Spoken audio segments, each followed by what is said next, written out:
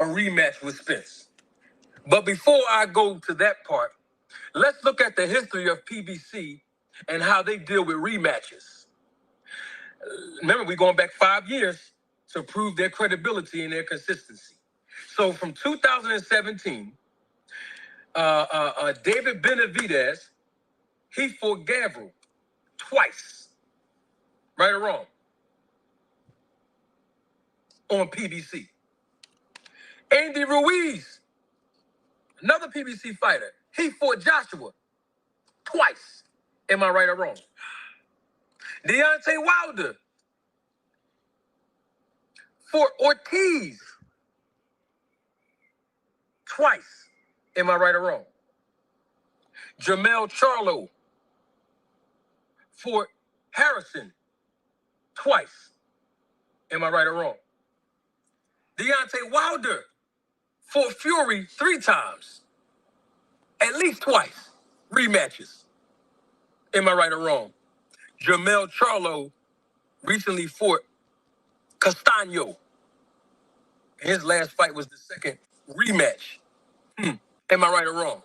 So it's in PBC's nature, right, to draw up contracts that refer to rematches when they know 2 top-level competitors are going to compete. Did y'all hear that? Y'all know that was my voice, right? Y'all know that, right? Let me tell y'all exactly when. I was trying to get the screenshot so I can show it on the screen. But I believe that y'all would take my word for it. That is what I said on December the 1st, 2022. The title of the video is called Crawford Admits he turned down $40 million to fight Spence.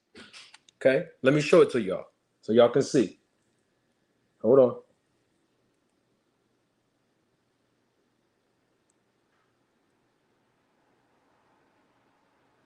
Y'all see that?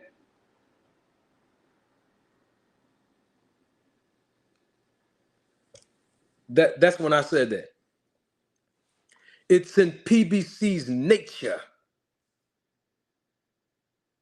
when they know that 2 top-level competitors in that division are going to fight to sign multi-fight deals. And a minimum of it is 2. Now let me tie it all in. This is how I'm going to tie it in. Let me put my glasses on because I want to get my notes.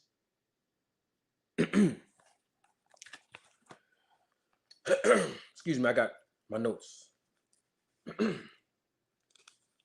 There were things that were said about me on YouTube for the past 7 months that I've been on here.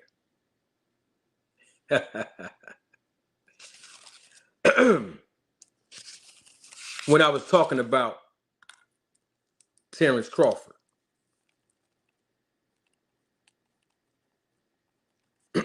Let me read my notes.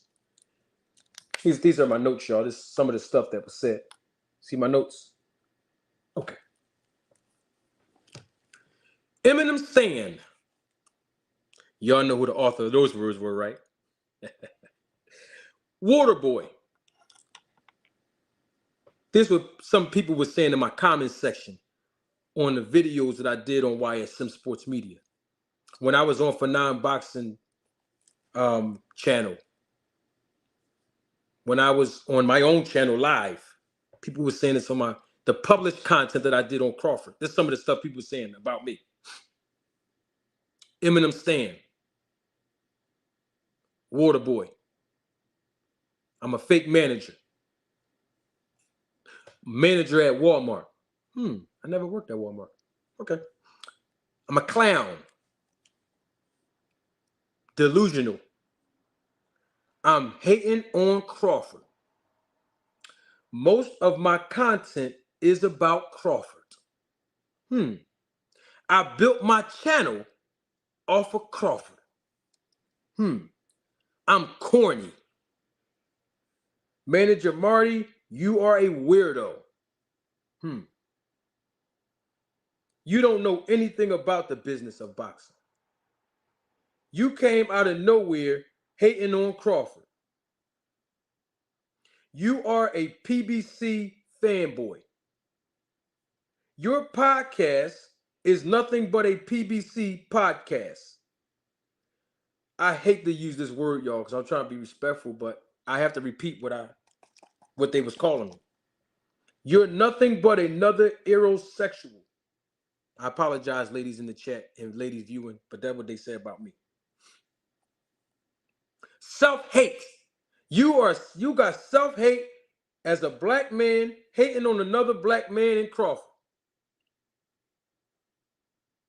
You know, I'm gonna stop right there because this is all these notes I got. I'm gonna stop right there. Y'all get the point. Let me put my glasses back on so I can see what y'all talking about.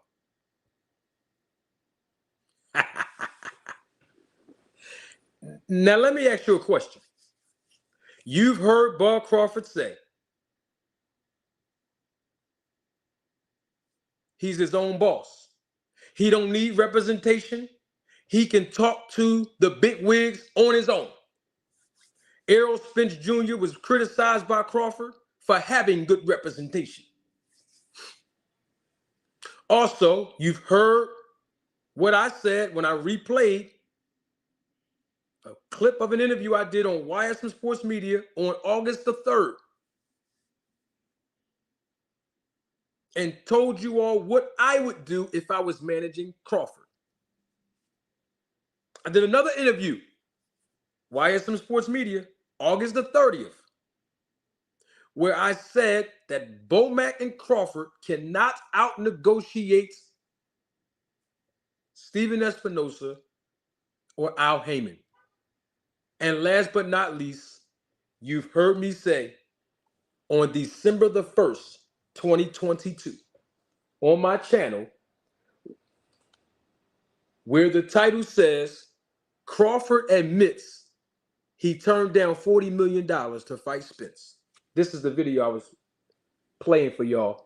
Okay? Y'all see that? Okay. Now, I have a question and I need answers. I'm a weirdo, water boy, Eminem stan. What do they say? Let me get the notes back out. I'm staying. Fake manager at Walmart. I'm a clown. I'm delusional. I'm hating on Crawford. I built my channel on Crawford. Isn't it amazing that Crawford did everything Manager Marty told him to do? What am I talking about? Well, he went and got him representation, didn't he? He was hating on Spence, right?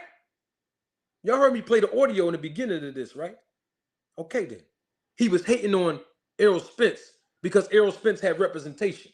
And he said himself, I talk to the big wigs and I represent myself to get the deal done. I don't need representation. I got this. I don't have to answer to nobody because I'm a free agent. I'm my own boss.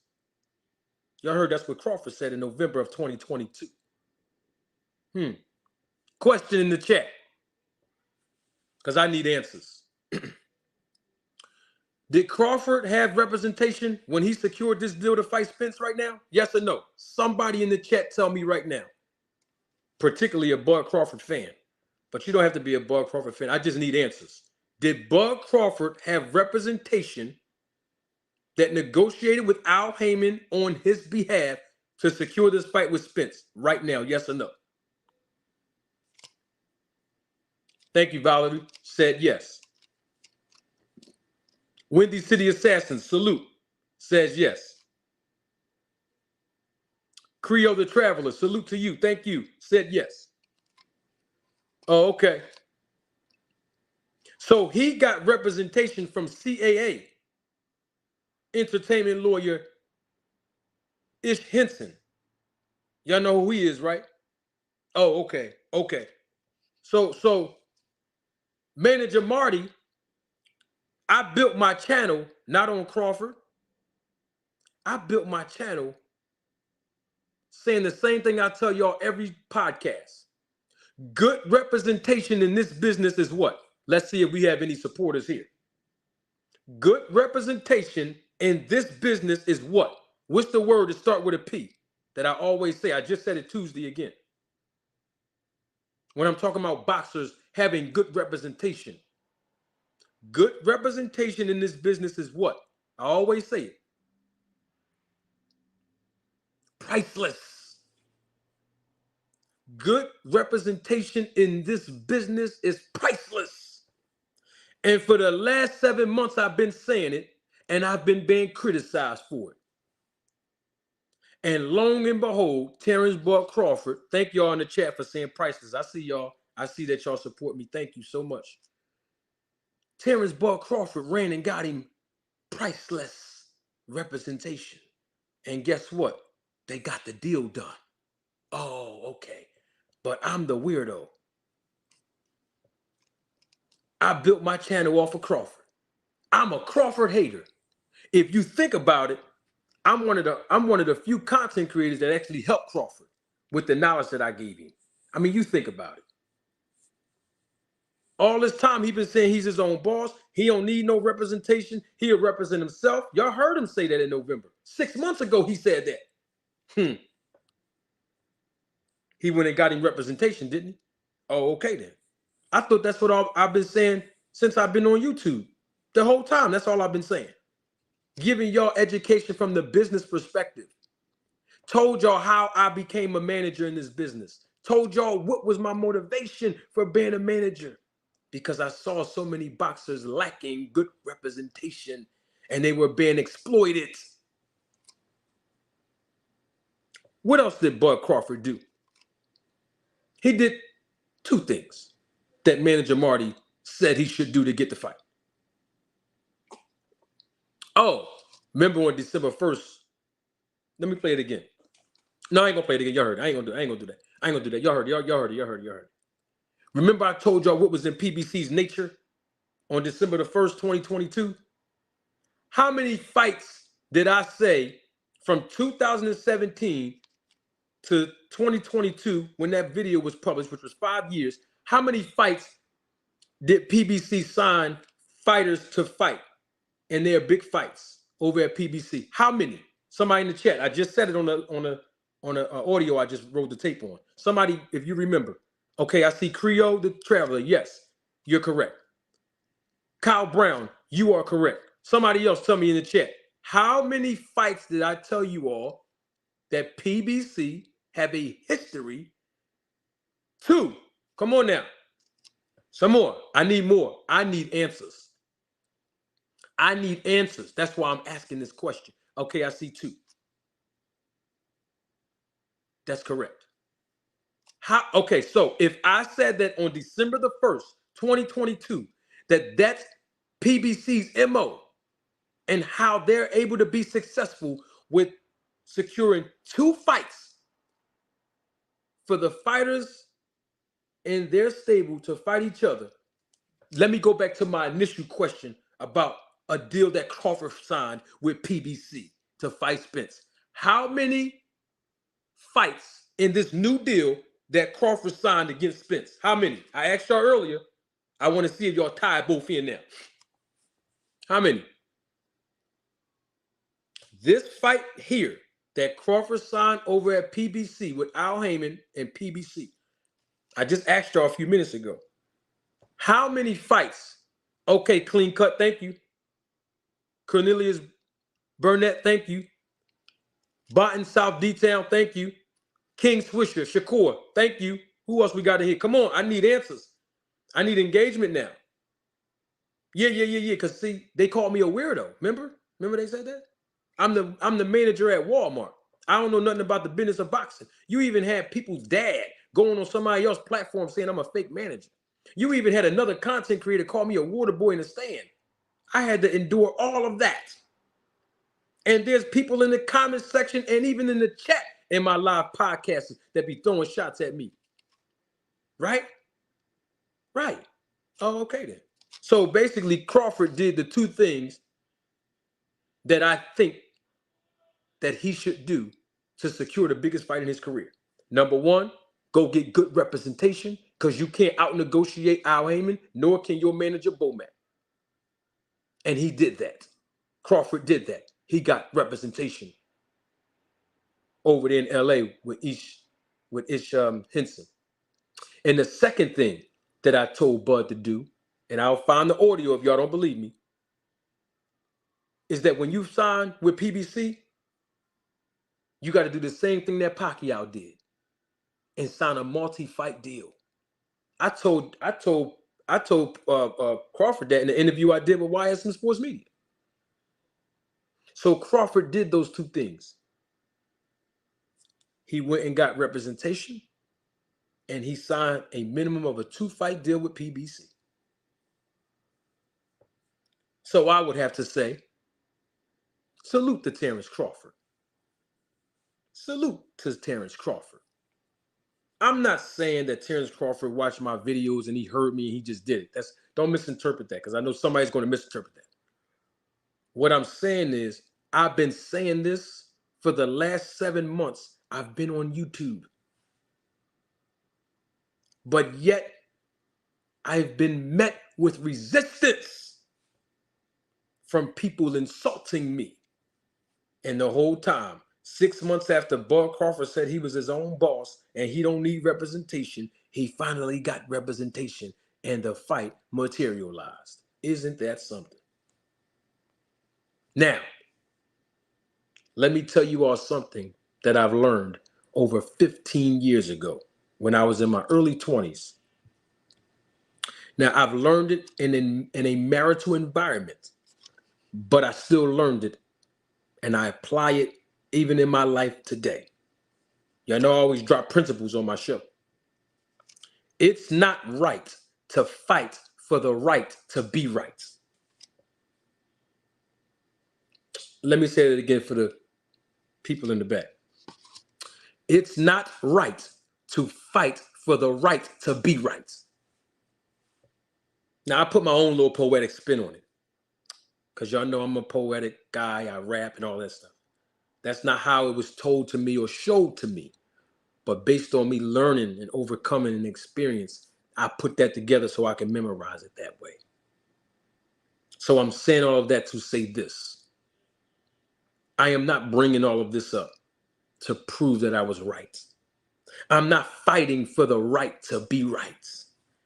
I already knew I was right when I did my first interview with YSM. I already knew I was right when I did my first video on YouTube. And I knew I was right when I did my first live on YouTube. That's not the point. The point I'm making is this.